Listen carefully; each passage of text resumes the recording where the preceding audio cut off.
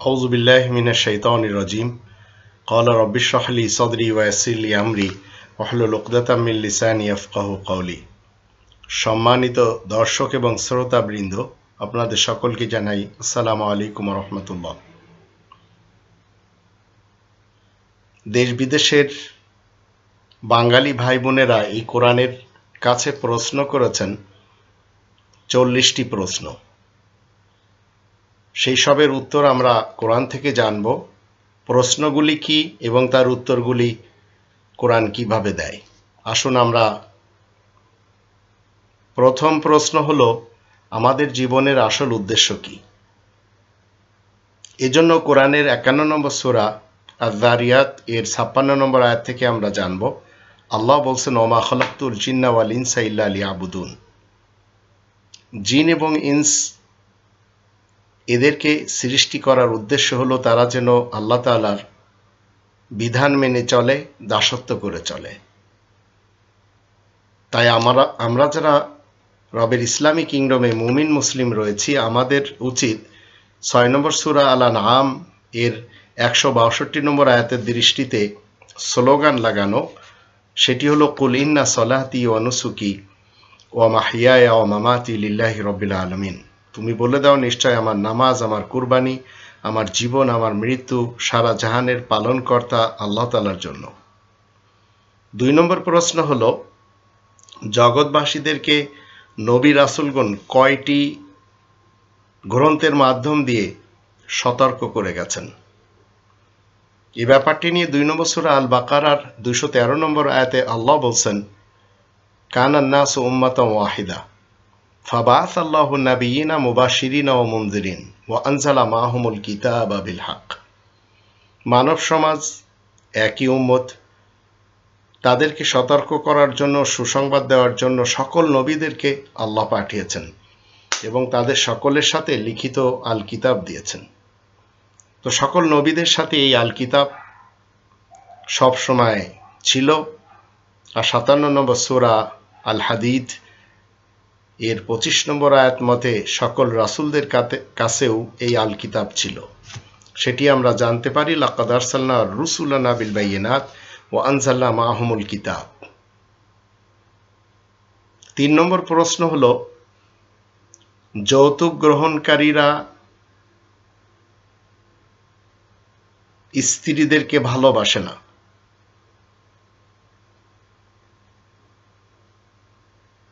এর অর্থ কি? তারা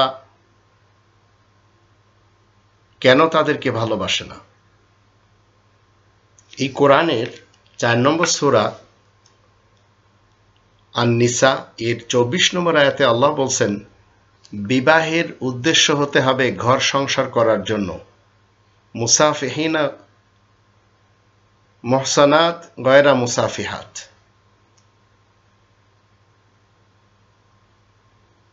যদি আপনার বিবাহের উদ্দেশ্য শুধু দেহের ক্ষুধা মেটানো হয়, তাহলে সেটি এই কোরআন 4 নম্বর সূরা আন-নিসা এর 24 নম্বর আয়াতে নিষেধ করে।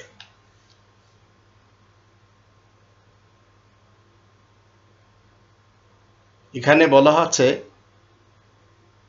মুহসিনিনা গায়রা মুসাফিহাত, শুধু দেহের ক্ষুধা মেটানোই যেন তোমাদের উদ্দেশ্য না হয়। তো দেহের ক্ষুধা মেটানোর জন্য বিবাহ করা যাবে না, ঘর সংসার করার জন্য করতে হবে। এবং একজন মেয়ে সে যৌতুক দিবে না, বরঞ্চ এই আয়াতে বলা হচ্ছে আন তাবতাগু বিআমওয়ালিকুম। এর মানে হলো নিজেদের টাকা পয়সা খরচ করে বিয়ে করতে হবে। এই দায়িত্ব পুরুষদের। তো আজ যারা এই আয়াতের বিরোধিতা করতে যেয়ে যৌতুক গ্রহণ করছে, এই যৌতুক গ্রহণকারীরা স্ত্রীদেরকে ভালোবাসতেই পারে না। কারণ এরা সমাজকে প্রাধান্য দিয়েছে, তাগুতকে প্রাধান্য দিয়েছে, কোরআন বিরোধী আইনকে প্রাধান্য দিয়েছে। তো যারা যৌতুক গ্রহণ করে তারা স্ত্রীদের কাছে বিক্রি হয়ে যায়। তো তো অর্থের লোভে কোনো মেয়েকে যখন কোনো ছেলে বিয়ে করবে তখন মেয়ের অভিভাবকের জানা উচিত এই সংসারে সুখ আসবে না।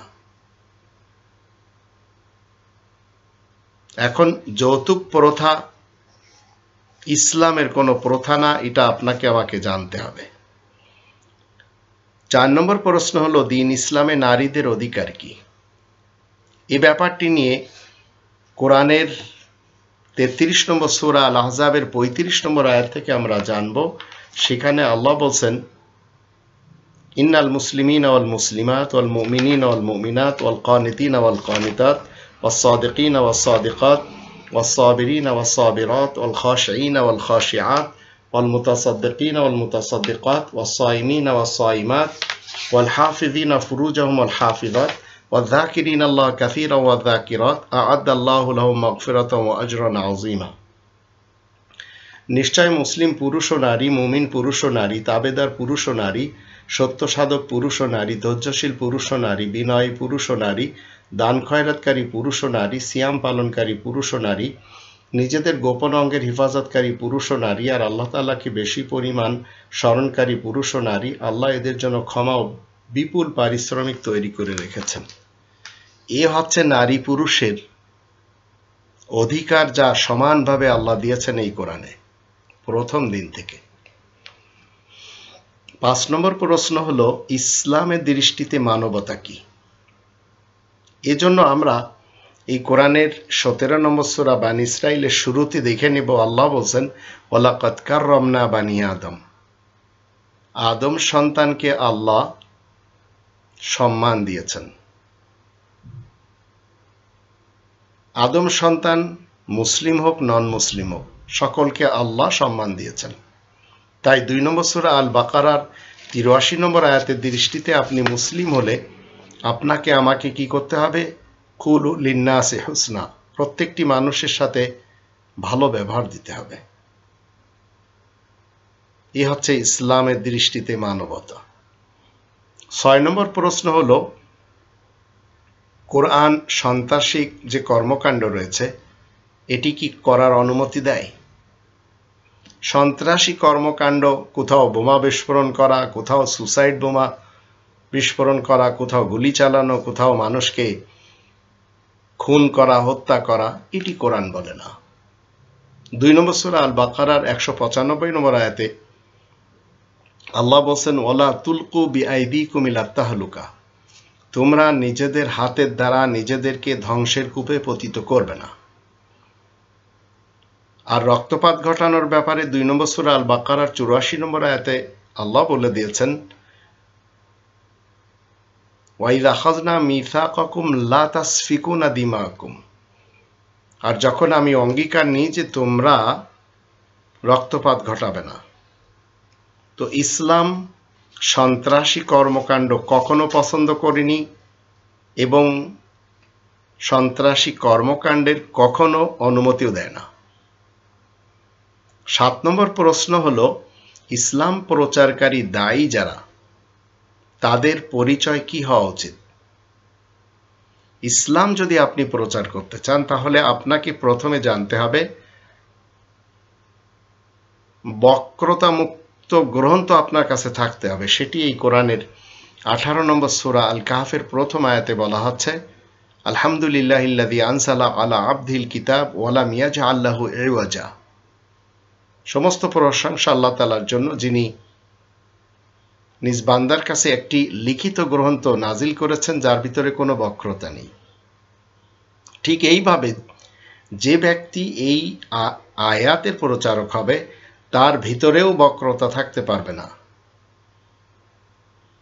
লা ইওয়াজা লাহ, 20 নম্বর সূরা তহা এর 108 নম্বর আয়াত মতে।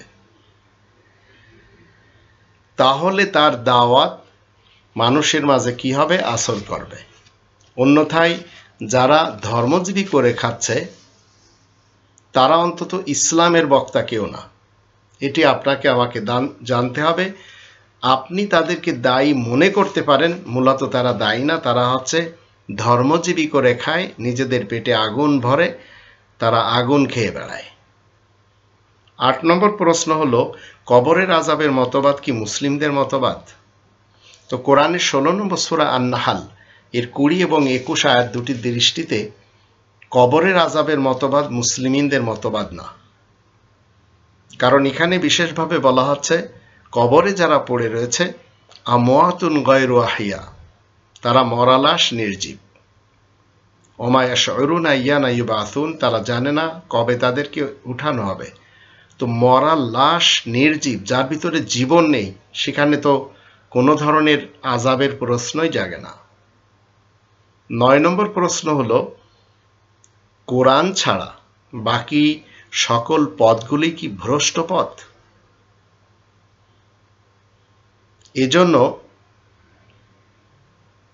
6 নম্বর সূরা আল-আনআমের 153 নম্বর আয়াত থেকে আমরা জানবো, সেখানে আল্লাহ বলেন ওয়ান্না হাযা সিরাতি মুস্তাকিমান ফাত্তাবিউহু, আর এটি হচ্ছে আমার সোজা পথ, তাই তোমরা সবাই এই সোজা পথের ইত্তেবা করো। ওয়ালা তাত্তাবিউস সুবুল, আর তোমরা অন্য কোনো পথের অনুসারী হবে না। তাহলে বোঝা গেল একটি হচ্ছে সোজা পথ, বাকি যত পথ রয়েছে সেগুলি সবই বাঁকা পথ।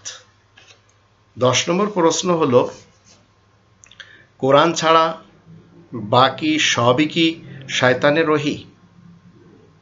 তো এই ব্যাপারটি নিয়ে আমরা কোরআনের 29 নম্বর সূরা আল-আনকাবুতের 45 নম্বর আয়াত থেকে জানবো, সেখানে আল্লাহ বলেন উতলু মা উহিয়া ইলাইকা মিনাল কিতাব, তুমি তিলাওয়াত করবে আল কিতাব থেকে, লিখিত গ্রন্থ থেকে যা তোমার দিকে ওহী করা হবে। তো ওহীর গ্রন্থ আল্লাহ তাআলার পক্ষ থেকে একটি,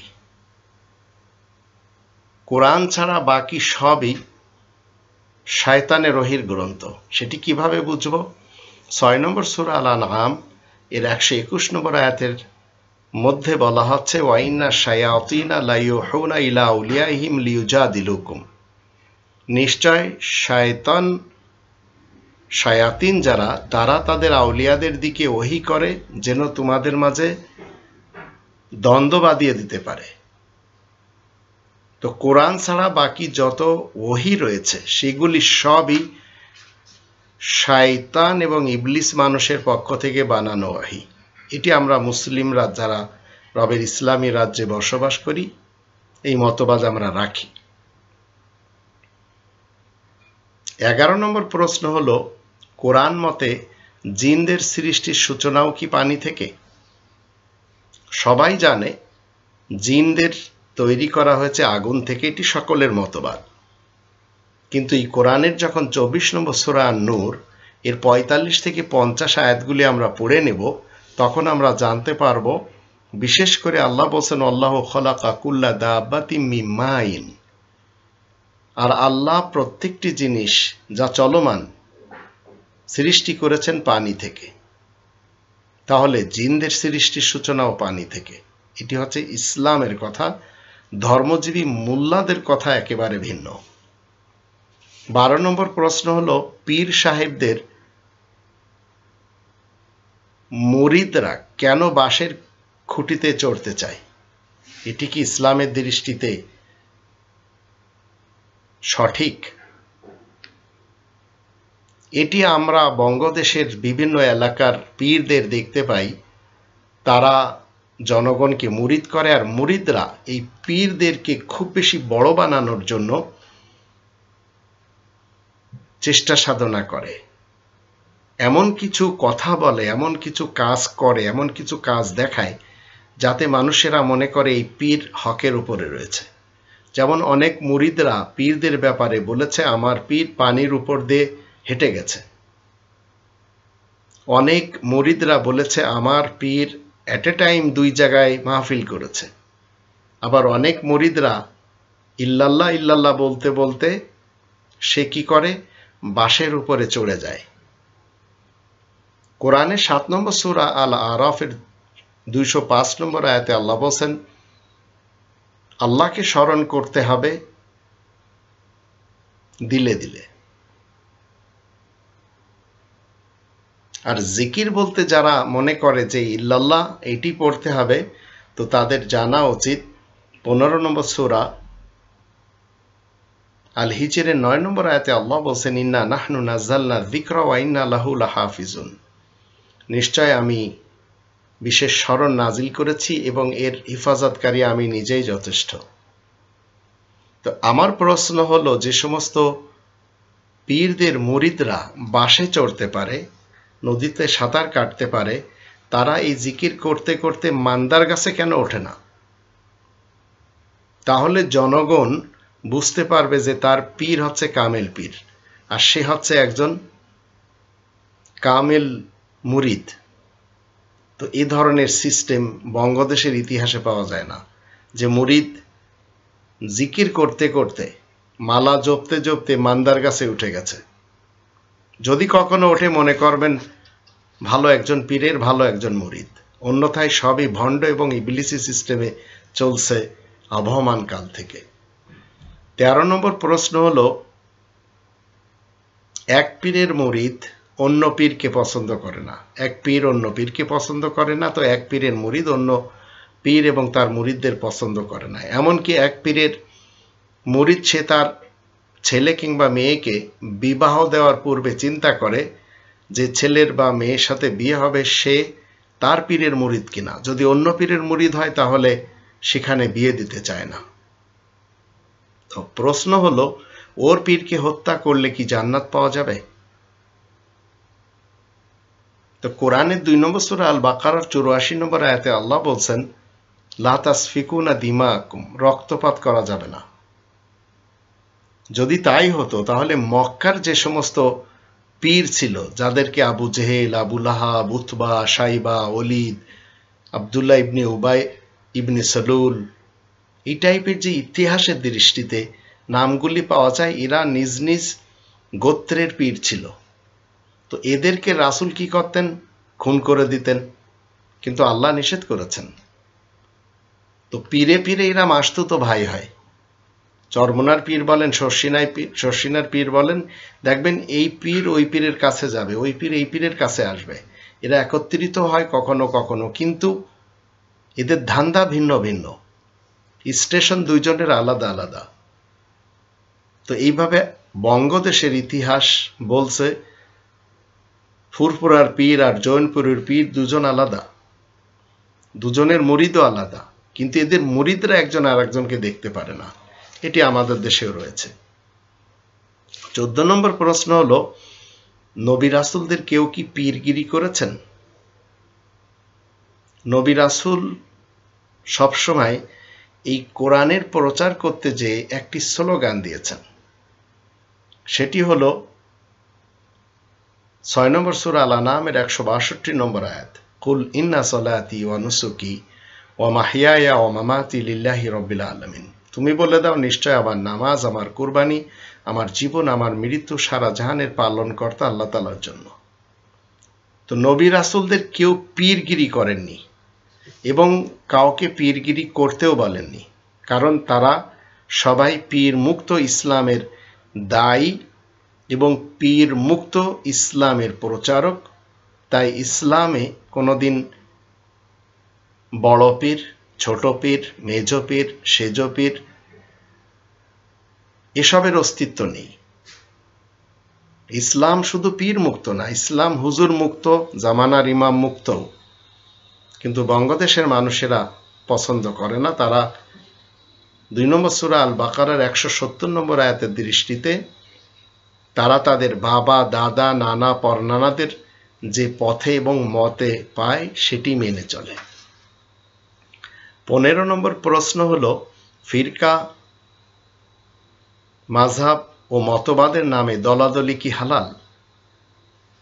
3 নম্বর সূরা আল ইমরানের 103 নম্বর আয়াতে আল্লাহ বলছেন ওয়াতাসিমু বিহাবলিল্লাহি জামিআন ওয়া লা তাফাররাকু, তোমরা সবাই মিলে একত্রে মজবুতভাবে আল্লাহ তাআলার রজ্জুকে আঁকড়ে ধরো। আর ফিরকা ফিরকা, পার্টি পার্টি, মাসলাক মাযহাবে বিভক্ত হয়ে যেও না। 6 নম্বর সূরা আল আনামের 159 নম্বর আয়াতে বলা হচ্ছে, যারা ইন্নাল্লাযীনা ফাররাকু দীনাহুম ওয়া কানু শিয়া লাস্তা মিনহুম ফি শাই, যারা বিভিন্ন মাযহাবে বিভক্ত হয়ে যাবে জীবন ব্যবস্থা মানার ব্যাপারে, যেটা আল্লাহ দিয়েছেন, তো নিজেদের জীবন ব্যবস্থা ছেড়ে যারা অন্য জীবন ব্যবস্থার দিকে চলে যাবে এবং বিভিন্ন মাযহাবে বিভক্ত হবে, রাসূলের তাদের সাথে কোনো সম্পর্ক নেই। তো ইসলামে দলাদলি, ফিরকা ফিরকা, মাযহাব এবং মাসলাক হওয়া একেবারে হারাম, এটা হালাল অন্তত না। 16 নম্বর প্রশ্ন হলো, ঈশার ওযু দিয়ে 40 বছর কি ফজরের নামাজ কেউ পড়তে পারে? কোরআনের দৃষ্টিতে 5 নম্বর সূরা আল মাইদার 6 নম্বর আয়াত মতে পারে না। কোন মুসলিম অন্তত এই মতবাদ মানবে না, কারণ 5 নম্বর সূরা আল মাইদার 6 নম্বর আয়াতে বলা হচ্ছে, ইয়া আইয়ুহাল্লাযীনা আমানু ইযা কুমতুম ইলাস সালাতি ফাগসিলু উজুহাকুম ওয়া আইদিয়াকুম ইলাল মারাফিক ওয়ামসাহু বিরুউসিকুম ওয়া আরজুলাকুম ইলাল কাবাইন। তোমরা যারা ঈমান এনেছো শোনো, তোমরা যখন নামাজের জন্য দাঁড়াবে তখন 4টি কাজ করতে হবে। মুখমণ্ডল ধুয়ে নিতে হবে, দুটি হাত বন্ধুত্ব করার স্থান পর্যন্ত ধুয়ে নিতে হবে, মাথা মুছে নিতে হবে এবং উভয় পা গ্রন্থি পর্যন্ত মুছে নিতে হবে। তো এটি প্রত্যেক নামাজের সময় যখন আপনি নামাজে যাবেন। আর আমাদের জানা উচিত, রাত্র হচ্ছে ঘুম পড়ার জন্য আর দিন হচ্ছে আয় রোজগারের জন্য। এটি আমরা 78 নম্বর সূরা নাবা এর 8, 9, 10, 11 আয়াতগুলি থেকে জানতে পারি। তো ঈশার ওযু দিয়ে 40 বছর ফজরের নামাজ যদি কেউ পড়ার দাবি করেন, তাহলে মনে করবেন সে কোরআন বিরোধী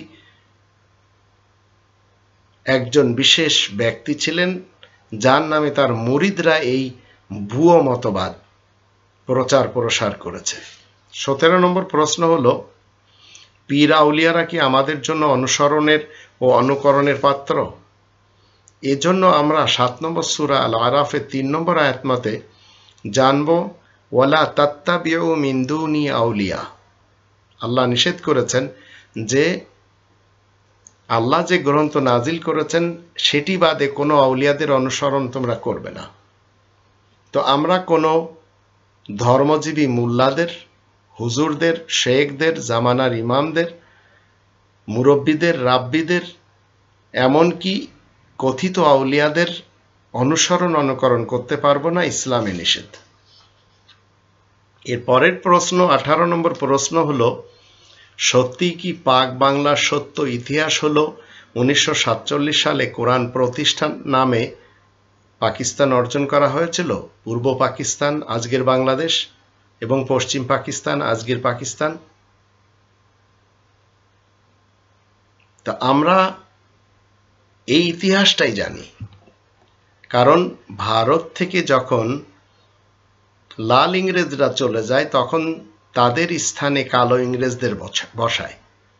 তো লাল ইংরেজদের বড় বড় চামচাদের মধ্যে ছিল জওহরলাল নেহেরু, মোহাম্মদ আলী জিন্নাহ, করমচাঁদ গান্ধী, আরো অনেকেই ছিল। তো এরা সবাই ভারতকে কি করলো? টুকরা করলো।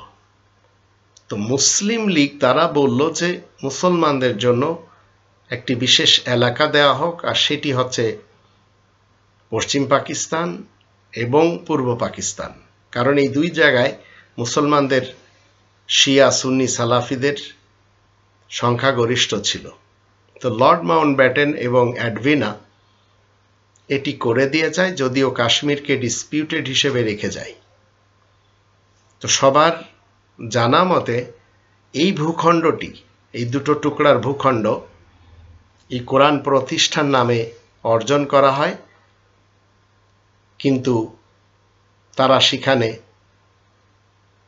25টি বছর যাবৎ কোরআনের কোনো কিছু আইন প্রতিষ্ঠা করতে না পারার কারণে আবার সেটি দুই টুকরা হয়ে যায়। একটি পাকিস্তান আকারে থাকে আর একটি পূর্ব পাকিস্তান বাংলাদেশ হয়ে যায়।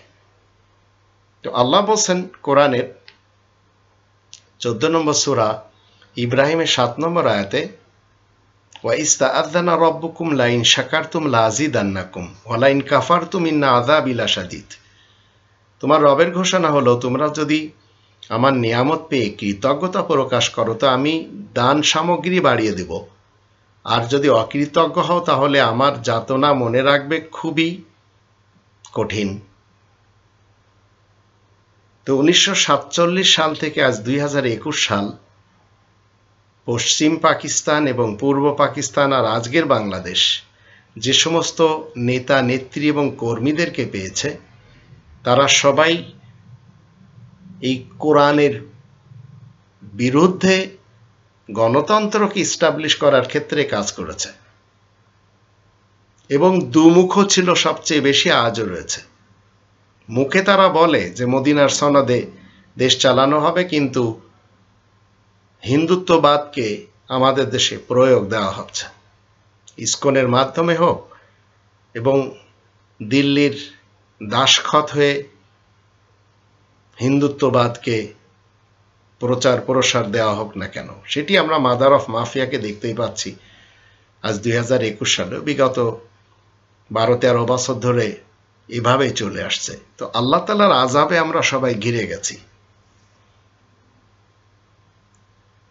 তারা তো বানিয়েছিল এই কোরআনের নামে 1947 সালে, কিন্তু কোরআনের শত্রু কিছু মৌলবী এবং পলিটিশিয়ান তারা এটি রাখতে পারেনি।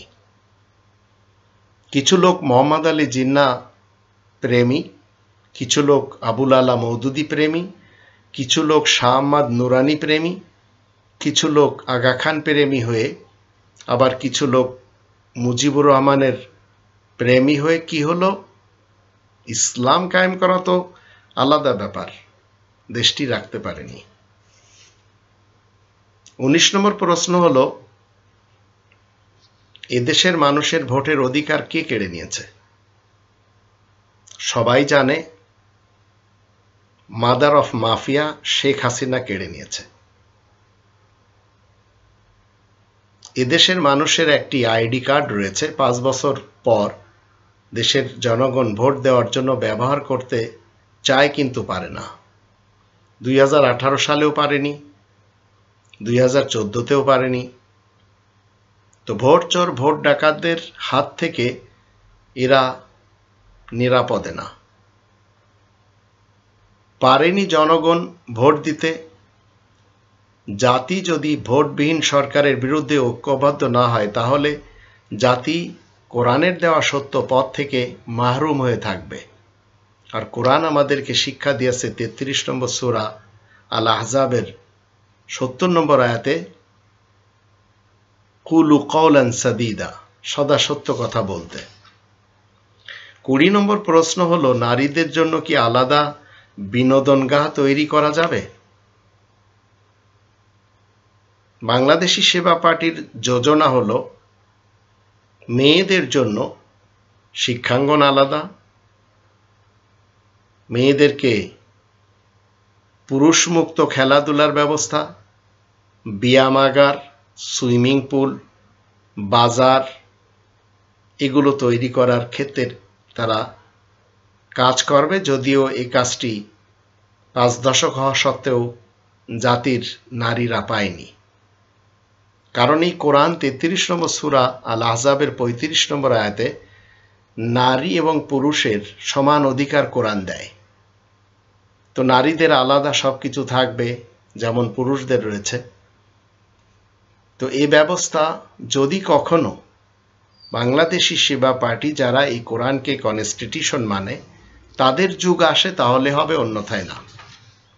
21 নম্বর প্রশ্ন হলো, নতুন নতুন ইতিহাস কি শিক্ষার্থী যারা তাদেরকে পড়ানো উচিত, তাদেরকে জানিয়ে দেওয়া উচিত? অবশ্যই উচিত। কারণ সত্য জিনিসগুলি জাতির সন্তানদের জানা উচিত। যদিও 5 দশকের বাংলাদেশের ইতিহাসে যে সমস্ত ইতিহাস এই দেশের জন্য পক্ষের লোক আর বিপক্ষের লোক আর স্বতন্ত্র লোকেরা লিখেছে, বলেছে, বলে যাচ্ছে, তা একদিন হলেও এদেশের মানুষ আসল সত্যটা জানবে। তবে সেই দিন হতে হবে একটি এমন লোকদের নেতৃত্ব যারা সত্যবাদী। কারণ এই কোরআনে 33 নম্বর সূরা আল আহজাবের 70 নম্বর আয়াতে আল্লাহ বলছেন, কুলু কওলান সাদিদা,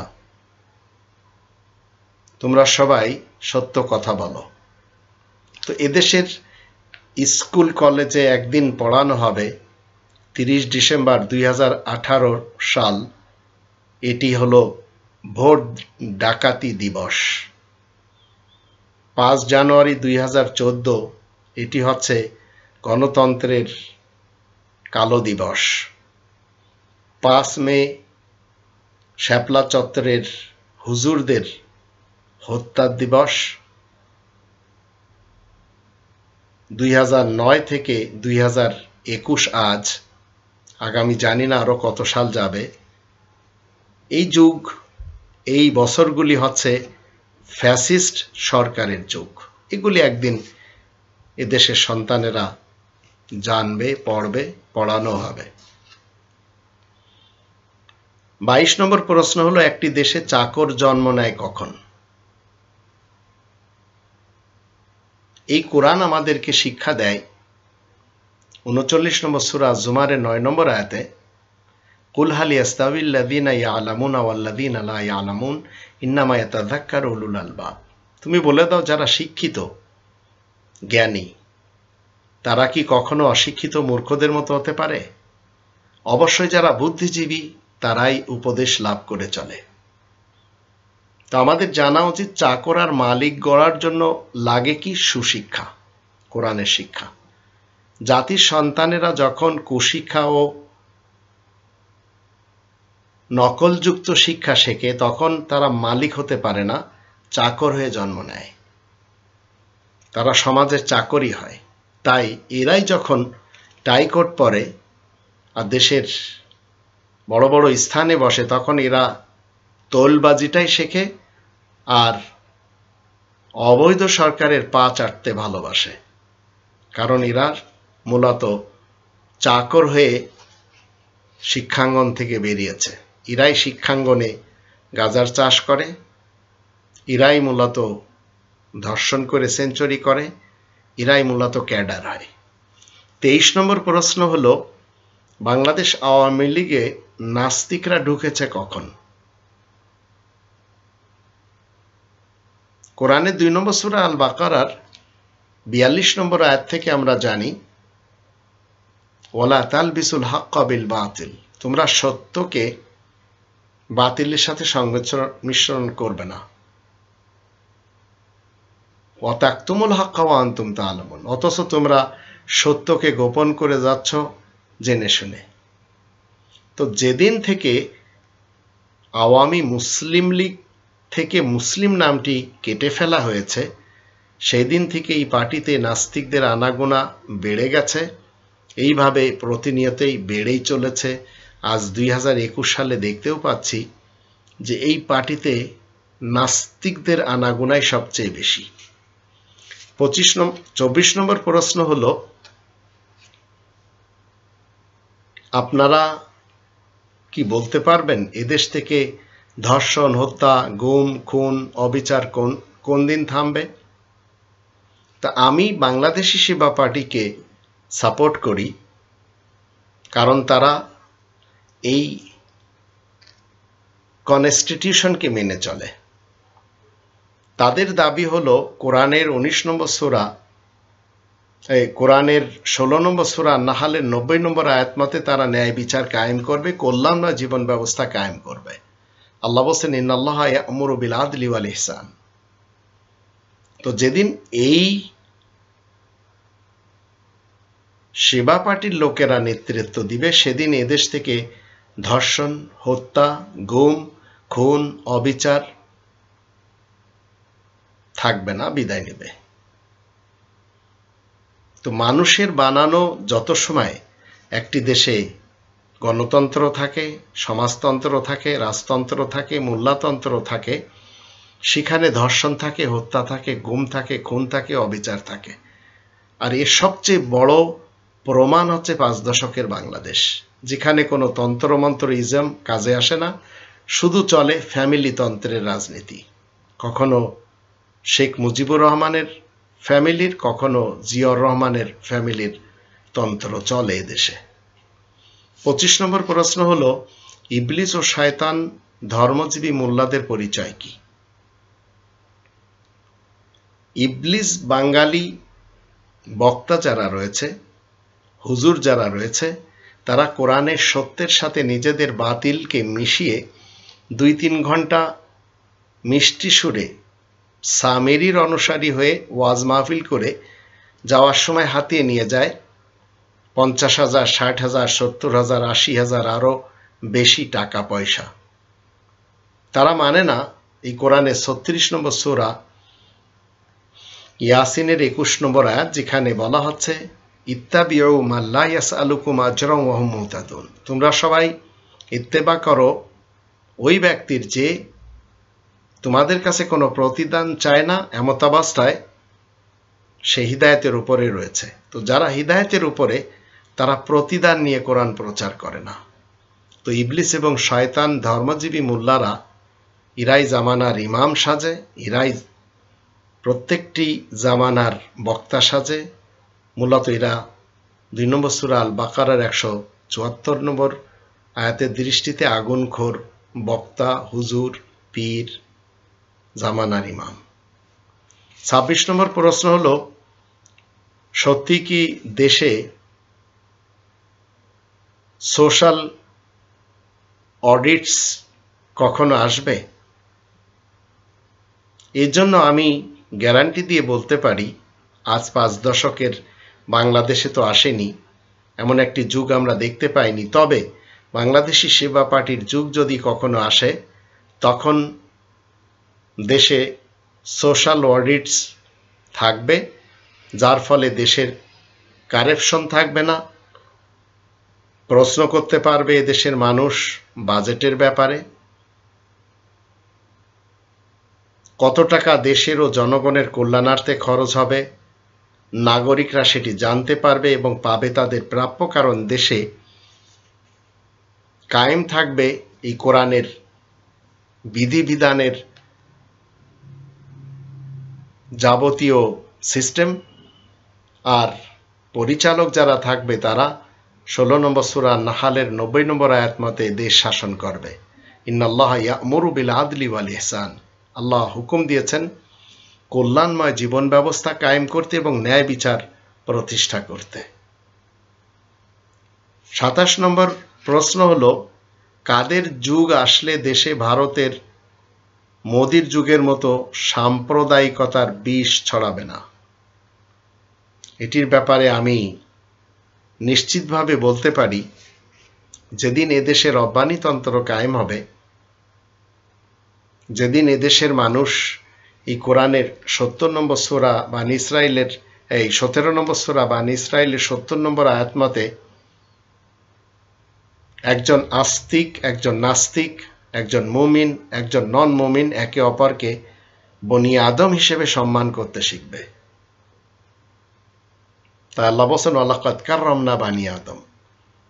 আর এই যুগটি এদেশে আনানোর ব্যাপারে চেষ্টা সাধনা করে যাচ্ছে বাংলাদেশি সেবা পার্টি, যারা শুধুমাত্র রব্বানিতন্ত্রকে সংবিধান মানে। এরা মানে না রাজতন্ত্র, সমাজতন্ত্র, গণতন্ত্র এবং মোল্লাতন্ত্র। এরা মানে রব্বানিতন্ত্র, যা এই কোরআনে বিদ্যমান রয়েছে। 28 নম্বর প্রশ্ন হলো,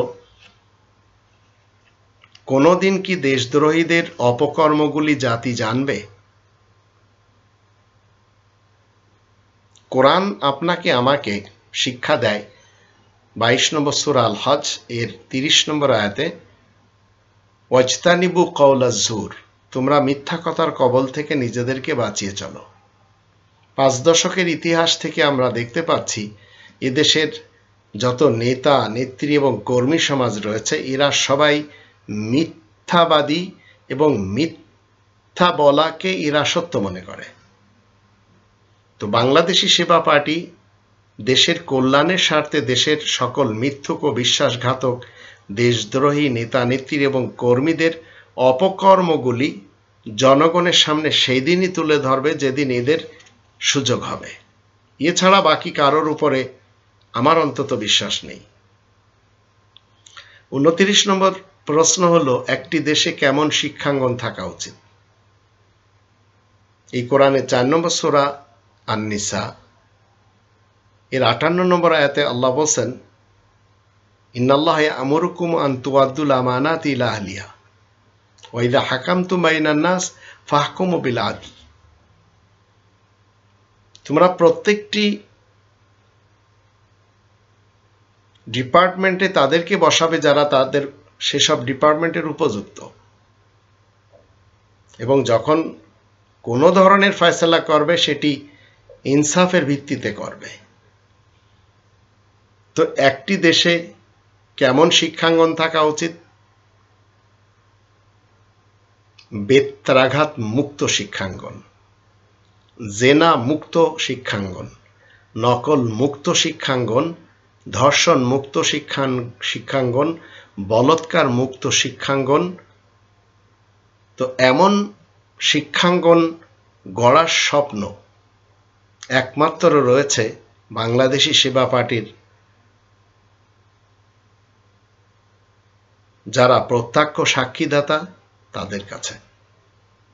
সেই যুগ যদি কখনো এই দেশে আসে, তাহলে শিক্ষাঙ্গন হবে, সেটি ধর্মের হোক কিংবা জেনারেল, বেত্রাঘাত মুক্ত, জেনা মুক্ত, বলৎকার মুক্ত, নকল মুক্ত, ধর্ষণ মুক্ত। 30 নম্বর প্রশ্ন হলো, সত্যি কি নাট্যকার ও তারকাদের জীবন আনন্দময়?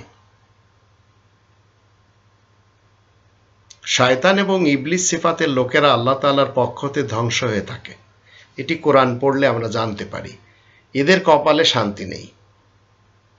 নাট্যকার বলেন, চলচ্চিত্র জগতে তারকা ও বাদ্যযন্ত্র বাজনাকারী, এদেরকে যখন আমরা দেখি তো এই কালে দেখি এরা খুব যাতনাতে থাকে, পরকালে এরা কোনোদিন সুন্দর এবং মনোরমভাবে জীবন কাটাতে পারবে না।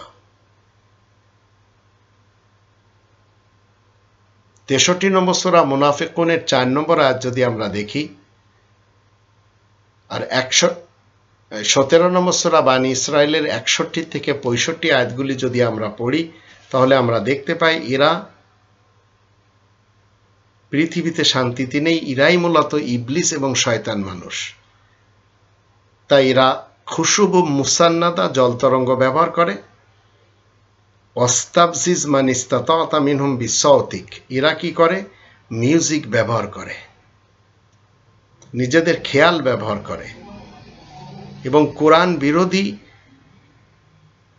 হওয়ার কারণে এরা কোনো না কোনোভাবে যাতনাতে থাকে। 31 নম্বর প্রশ্ন হলো, বাদ্যযন্ত্রের ব্যবহারে কি আনন্দ রয়েছে? আপনি যদি হৃদয়ে শান্তি চান তাহলে বাদ্যযন্ত্রে নয়, এই কোরআনে 13 নম্বর সূরা রদ এর 28-29 আয়াত দুটি পড়লে আমরা জানতে পারি, আলা বিযিকরিল্লাহি তাতমাইন্নুল কুলুব, আল্লাহ তাআলার এই বিশেষ স্মরণের উপরে যদি আমল করা যায় তাহলে হৃদয়ে শান্তি আসে।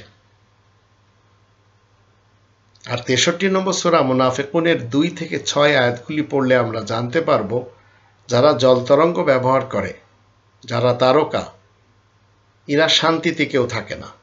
তদ্রূপ ইবলিস এবং শয়তান মানুষের নিজস্ব কিছু কর্ম রয়েছে, তার ভিতর কোরআন বিরোধী মতবাদ, ব্ল্যাক মানি অর্জন করার জন্য রিবা করা এবং মিউজিক ব্যবহার করা। তো ইবলিস এবং শয়তান সিফাতের মানুষ এরা মিউজিক ব্যবহার করে, বাদ্যযন্ত্র ব্যবহার করে, তাতে তারা মনে করে আনন্দ পাচ্ছে।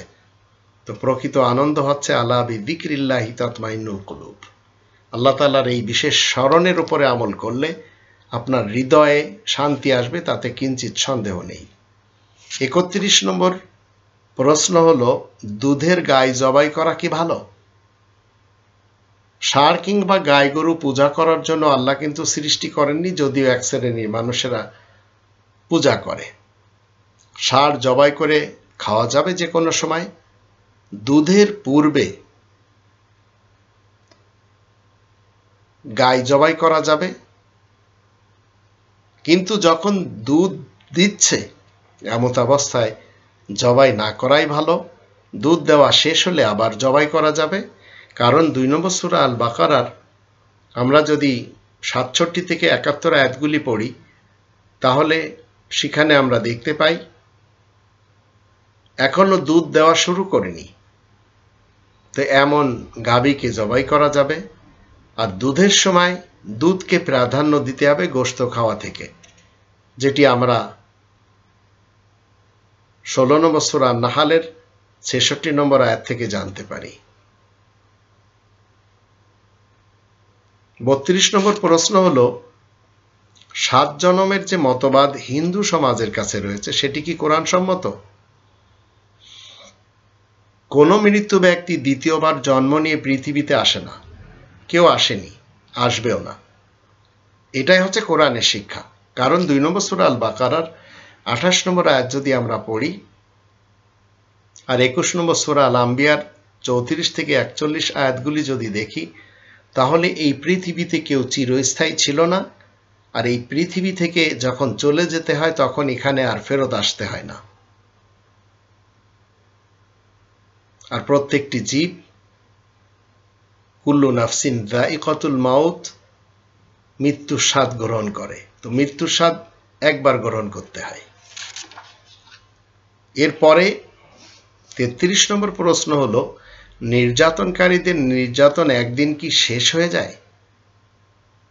রবের ইসলামী রাজ্যের ইতিহাসে আমরা দেখতে পাই নির্যাতনকারীদের নির্যাতন একদিন শেষ হয়ে যায়, হোক সে হিটলার, হোক সে মুসোলিনি, হোক সে আলেকজান্ডার দি গ্রেট, হোক সে মাও সেতুং, হোক সে লেনিন, স্টালিন, কার্ল মার্কস, হোক সে ইন্দিরা গান্ধী, হোক সে জিয়াউল হক, হোক সে শেখ মুজিবুর রহমান, হোক সে নজিবুল্লাহ, হোক সে আয়াতুল্লাহ খোমেনি, হোক সে সাদ্দাম, হোক সে ইয়াসির আরাফাত, হোক সে মেমার গাদ্দাফি। এভাবে রবের ইসলামী কিংডমের ইতিহাস থেকে আমরা জানতে পারি এরা মানুষকে নির্যাতন করেছে, টেনশন দিয়েছে, খুন করেছে, গুম করেছে, হত্যা করেছে। তো নির্যাতনকারীদের নির্যাতন একদিন শেষ হয়ে যায়, কিন্তু নির্যাতনকারীদের টেনশন ক্রমেই বাড়তে থাকে যারা জীবিত রয়েছে। যেমন আমাদের দেশে আজ 2021 সাল মাদার অফ মাফিয়া ভোটবিহীন সরকার শেখ হাসিনা পাগলের মতো প্রলাপ করে, কখনো জিয়াউর রহমানের বিরুদ্ধে, কখনো তারিক জিয়ার বিরুদ্ধে, কখনো খালেদা জিয়ার বিরুদ্ধে, কখনো হুজুরদের বিরুদ্ধে, কখনো হুজুরদের অনেকের স্ত্রীদের বিরুদ্ধে, এইভাবে লেগেই আছে। সত্যবাদী তো তারাই যারা নিজেদের বিরুদ্ধেও কথা বলে যখন সে মিথ্যা বলে। তো মিথ্যা বললে সে সত্য সাক্ষী দেওয়ার জন্য বলবে হ্যাঁ আমি অমুক সময় মিথ্যা বলেছি। তো এদের টেনশন ক্রমেই বাড়তে থাকে। নির্যাতন এদের একদিন শেষ হয়ে যাবে, এদের নির্যাতন থেকে জাতি একদিন পরিত্রাণ পাবে। তো এরা সবসময় আতঙ্কে থাকে, কোনো শব্দ শুনলেই ভয় পায়।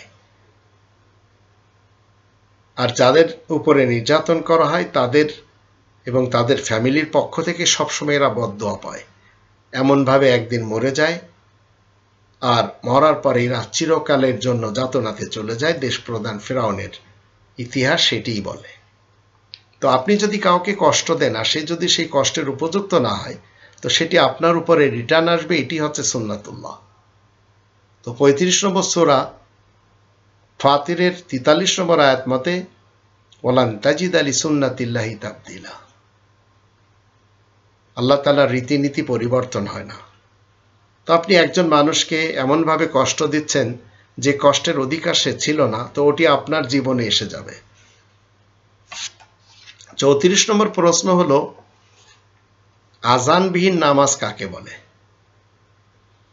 নামাজ পড়ার জন্য আমরা সবাই জানি আজান দিতে হয়। এটি কোরআনের 5 নম্বর সূরা আল মাইদার 58 নম্বর আয়াত থেকে জানি, ওয়াইদা নাদাইতুম ইলা সলাতি ইত্তাখাযুহা হুজুওয়া ওয়া লাইবা। নামাজের জন্য আজান দেওয়া হয়। তো নামাজ পড়ার জন্য যেমন আজান দেওয়া হয় ঠিক আপনার জানাজা পড়ার জন্য আপনার জন্মের দিনে আজান দেওয়া হয়েছিল। 21 নম্বর সূরা আল আম্বিয়া এর 34-35 আয়াত দুটির দৃষ্টিতে আপনাকে একদিন মৃত্যুবরণ করতে হবে। তো আমাদের স্মরণ রাখা উচিত জন্মের দিনটি ছিল নামাজবিহীন আজান, আর মৃত্যুর দিনে আজানবিহীন আপনার আমার জানাজা পড়ানো হবে। এটি হচ্ছে আজানবিহীন নামাজ। 35 নম্বর প্রশ্ন হলো, দরবারি রিলিফখোর মৌলবীরা গরিব থাকে কেন? এর জন্য আমরা কোরআনের 20 নম্বর সূরা তহা এর 124 থেকে 126 আয়াতগুলি যদি দেখে নিই, তাহলে সেখানে আমরা দেখতে পাই আল্লাহ বলেন, ওমান আরাদা আন যিকরি ফাইন্না লাহু মাঈশাতান দনকা ওয়া নাহশুরুহু ইয়াওমাল কিয়ামাতি আমা। যে ব্যক্তি আমার এই কোরআন এড়িয়ে জীবন কাটাবে, তার রুজির ব্যবস্থা বড়ই সংকুচিত হবে, পরকালে সে অন্ধদের দলে শামিল হবে। ক্বালা রাব্বি লিমা হাশারতানি আমা ওয়া ক্বাদ কুনতু বাসীরা। তখন সে বলবে, আল্লাহ আমাকে কেন অন্ধ অবস্থায় হাজির করা হলো, আমি তো দেখতাম। ক্বালা কাযালিকা আতাতকা আয়াতুনা ফানাসিতা ওয়া কাযালিকাল ইয়াওমা তুনসা। এভাবেই তোমার কাছে আমার আয়াত এসেছিল আর তুমি ভুলে বসেছিলে, তাই আজ তোমাকে ভুলে যাওয়া হচ্ছে। তো দরবারি রিলিফখোর মৌলবী যারা রয়েছে, ধর্মজীবী করে যে সমস্ত মৌলবীরা খাচ্ছে এবং কোরআন ছেড়ে যারা অন্য কোনো কনস্টিটিউশন মেনে চলেছে, এরা চিরকাল সরকারের চাটরিকতা করে, সরকারের জন্য এরা খাটে, আর সরকার এদেরকে কিছু কিছু জিনিস দেওয়ার ওয়াদা করলেও দেয় না, কারণ আমলের বেলায় দুর্নীতিবাজ সরকার সবসময় থাকে ফক্কাত। তো অতীতেও বাগদাদের এবং দিল্লির ইতিহাস এভাবে আমরা পড়েছি, আজও আমাদের দেশে রয়েছে। তো রিলিফখোর মৌলবীরা জগতে গরিব থাকে। আমাদের দেশের এক শ্রেণীর মৌলবী সমাজ, যারা মাদার অফ মাফিয়াকে কওমি জননী বলেছে, এদের অধিকাংশরাই খয়রাত করে খায়। তো ইসলাম আমাদেরকে সেটি শিক্ষা দেয় না। 36 নম্বর প্রশ্ন হলো, হিদায়েত না মেনে চললে তারা কি রবের দেওয়া স্থান থেকে নেমে যায়? 2 নম্বর সূরা আল বাকারার 38 নম্বর আয়াতে আল্লাহ বলেন, কুল নাহবিতু মিনহা জামিয়া ফাইম্মা ইয়াতিয়ান্নাকুম মিন্নি হুদান ফামান তাবিআ হুদায়া ফালা খাউফুন আলাইহিম ওয়া লা হুম ইয়াহজানুন। আমি বলি, তোমরা সবাই এই স্থান থেকে নেমে গেলে, অতঃপর আমার কাছ থেকে তোমাদের কাছে হিদায়েত আসলে, যে আমার হিদায়েত অনুসারে চলবে তার উপরে কোনো ভয় আসবে না, আর তারা চিন্তাগ্রস্ত হবে না। তো যদি আপনি হিদায়েত না মেনে চলেন, তাহলে আপনার স্থান থেকে আপনাকে নেমে দেওয়া হবে। এটি হচ্ছে কোরআনের ফয়সালা। 37 নম্বর প্রশ্ন হলো, রাসূল কারীমের দায়িত্ব কি শুধু কোরআনের তাবলীগ করা? এটি আমরা 5 নম্বর সূরা আল মায়েদা 67 নম্বর আয়াত থেকে পাই। সেখানে বলা আছে, ইয়া আইয়ুহার রাসূল বাল্লিগ মা উনজিলা ইলাইকা মির রাব্বিক। হে রাসূল, তুমি তাবলীগ করো ওই জিনিসে যা তোমার রবের পক্ষ থেকে তোমার দিকে নাজিল করা হয়েছে। এখন রাসূলের উম্মতের দাবিদাররা, জুবায়ের গ্রুপ বলেন, সাদ গ্রুপ বলেন, তবলিগি জামাতের লোকেরা বলছে আমরা তাবলিগি নিসাবের ফাজাইলে আমলে তাবলিগ করব, সেটি তারা করে যাচ্ছে।